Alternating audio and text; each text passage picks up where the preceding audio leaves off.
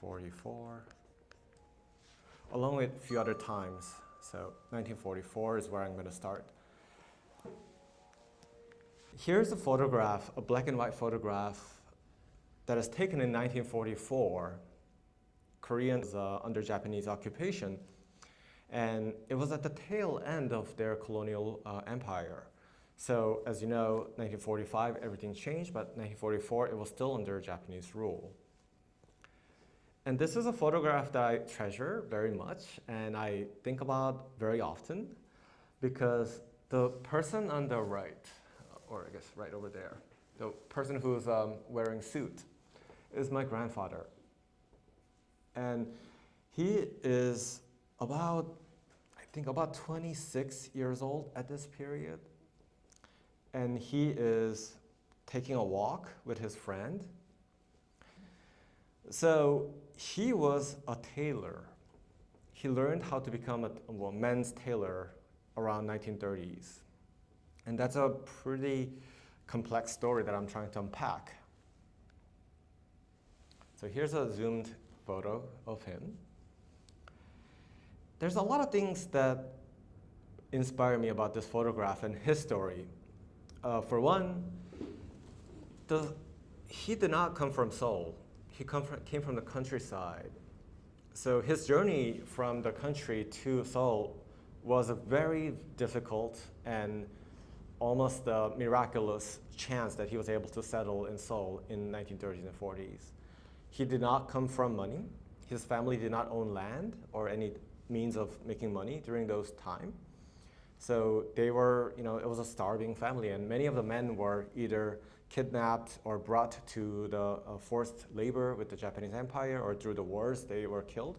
So there was just not a lot of hopes in the countryside. So he had his will and motivation to take a chance and make his way to Seoul. So that's the computable.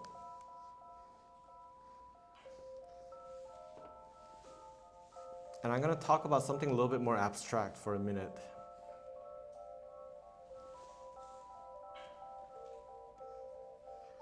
So now I got to find the uncomputable here. Where is it?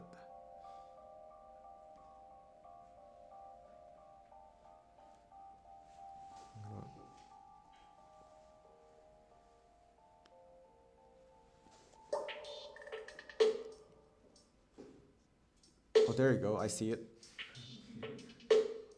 Yes, go. Oh, yeah. Oh, I almost had it.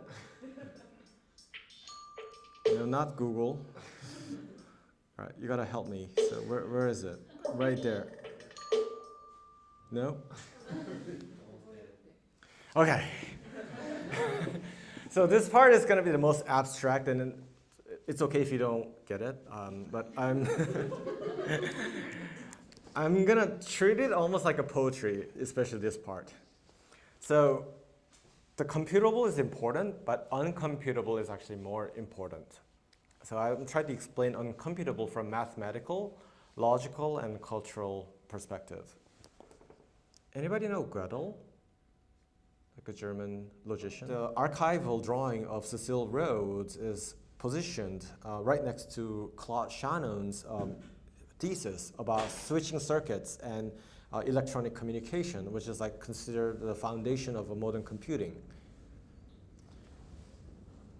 And Claude Shannon wrote a bunch of things about humanity as if he thought there will be times when we as humans will be robots, what dogs are to us. Does that make sense? So he thought we will become dogs for the robots. And it's kind of cynical, but you also need to think they were inspired by cybernetics of the 60s and 70s, and they were thinking every human being is essentially a machine. Machine that acts, machine that feels, machine that thinks.